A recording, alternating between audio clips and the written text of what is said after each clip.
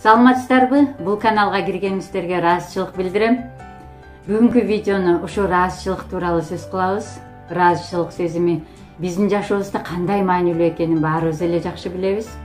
Бирок ага карабастан күнүмдүк жашообузда анын чыныгы күчүн унуткарган учурубуз көп кездешет. Ошондуктан аны күнүгө издеп жүрүү үчүн бул темага кайрылып калдым.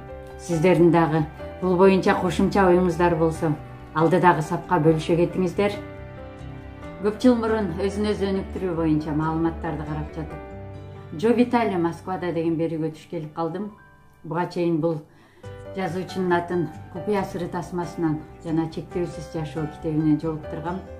Убагында бул эки маалымат мага өтө таасир бергендиктен айтылган берүүнү дагы кынт коюп угуп көрдүм. Андан бери 7-8 жыл өтсө дагы анда айтылган бир ой али да эсимде. Азыр ошого бир аз токтоло кетели. Ал берүүдө алып баруучунун дал ушул учурда кантип бактылуу болсо болот деген суроосуна азыр сиз ыраазы болгон нерселердин тизмесин түзүп, аларга ыраазычылык билдирсеңиз, дароо бактылуу болгонуңузду байкайсыз деп жооп берди эле. Аны укканда албетте туура айтылды дегем. Бирок күнүмдүк жашоодо аны дайыма эле эстебедим. Эстесем дагы анын чыныгы маанисин түшүнө бербедим. Андан бери ал ойду дайыма эстеп жүрүүгө, жашоомдо пайдаланууга аракет кылып жүрдүм. Аны менен ыраазычылыктын чыныгы күчүн сезгенге да акырындан үйрөнө баштадым. Ошентип быйылкы бир окуядан кийин ал тууралуу кайрадан кененирээк ойлонууга туура келди. Азыркы учурда дүйнө жүзү боюнча көпчүлүк адамдар башынан оор жоготууларды өткөрүп жатат. Менимче ал эң биринчи жакын адамынан айрылуусу, андан кийин жашоодогу өз ордун таба албоосу. Бирок ушундай олуттуу көйгөй болуп жатканда дагы ыраазычылыктын күчүн эстей жүрүшүбүз маанилүү экен. Себеби биз кандай кыйналып, сарсанаа болуп жатсак дагы андай терс сезимибиз менен учурдагы көйгөйдү чечкенге эч жардам бере албайт экенбиз. Мисалы, азыр жакын адамыбыз катуу ооруп, күндөн күнгө абалы оорлошуп жатат дейли.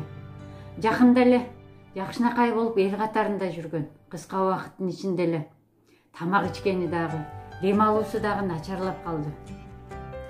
Албетте андай учурда дароо далбастап, эмне айла кылууну билбей калабыз. Ал эле эмес, мындан кийинки окуяны дагы өзүбүз байкабастан мээбизде кинодой кылып элестетип жаткан болобуз. Азыркы оор абалды өзүбүздүн ошо терс сезимибиз менен кайрадан күчөтүп жатканыбызды баамдабайбыз. Себеби терс сезим деген терс энергияны түшүндүрөт экен. Биздин энергиябыз качан гана оң болгондо өзүбүзгө жакшы окуяларды магнит болуп тарта баштайт экенбиз. Ал үчүн азыр колдо бар нерсеге ыраазы болуп, оюбузду, сезимибизди жакшы нукка бурганды билишибиз керек экен. Жаңы эле келтирген мисалга кайра кайрылсак, жакын адамыбыз оор абалда, ушул учурда эмнеге ыраазы боло алабыз? Бул видеону көрүп жаткан көрөрман дагы чогуу ойлонуп көрсөңүз. Азыркы мисал боюнча жакын адамыбызга катуу суук тийип, бир жумага жетпей, өпкөсүнүн 70% пневмонияга кабылды. Тамак ичмек турсун дем алуусу кыйындады. Мындай учурда эмнеге ыраазычылык кыла алабыз? Биринчиден өпкө катуу жабыркады. Ага карабастан дем алуусун улантып жатат.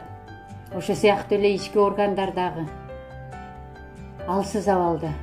Ошого карабастан ичилген жеңил тамак ашты жакшы сиңирип, өз ишин туура аткарып жатат. Эң негизгиси ушул кыйынчылыкка карабай, жакын адамыбыз ушул илдет менен күрөшүү үчүн болгон күч аракетин жумшап жатат.